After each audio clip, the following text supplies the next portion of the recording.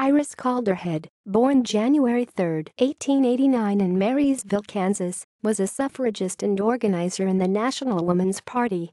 She earned an A.B. in English from the University of Kansas in 1910 and completed a graduate degree at Bryn Mawr College in 1913. She was the daughter of William A. Calderhead, the congressional representative for Kansas's 5th District from 1895 to 1911. Education and academic work. Calderhead attended the University of Kansas from 1906 to 1910, graduating with an A.B. in English. During her time at the university, she was a member of Pi Beta Phi, a fraternity dedicated to the educational advancement of women.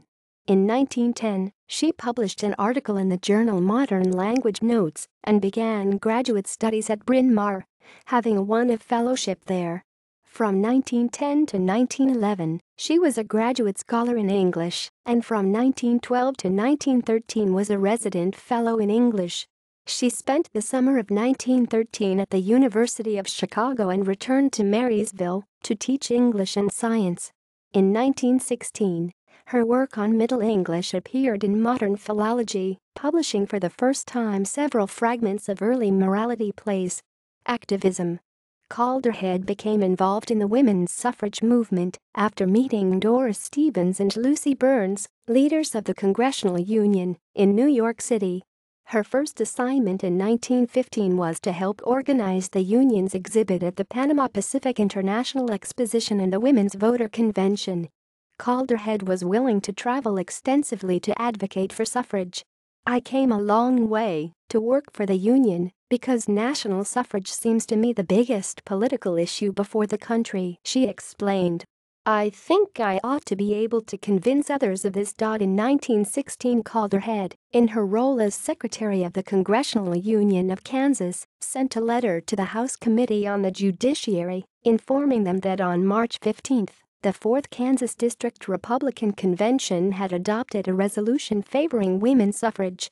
In August that same year, the NWP dispatched teams to states that had already granted suffrage to mobilize support for a federal amendment for women's suffrage. Calderhead was sent to Arizona, which had granted women the right to vote in 1912, along with Vivian Pierce, Ella Thompson, Helen Todd, and Rose Winslow. The group met resistance from the Democratic Party, which opposed women's suffrage, and Calderhead reported that members of the party tried to ban the suffragists' meetings.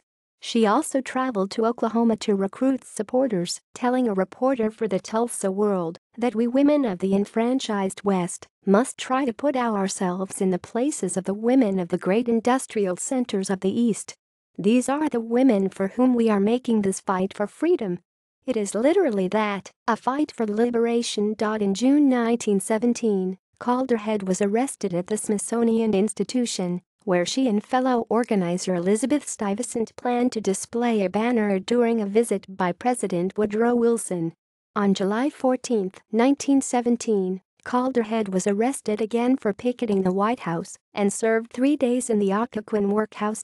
From January to June 1918. Calderhead conducted a speaking tour through Colorado, Massachusetts, Ohio, and Pennsylvania. Her activism did not stop once women gained suffrage in the United States.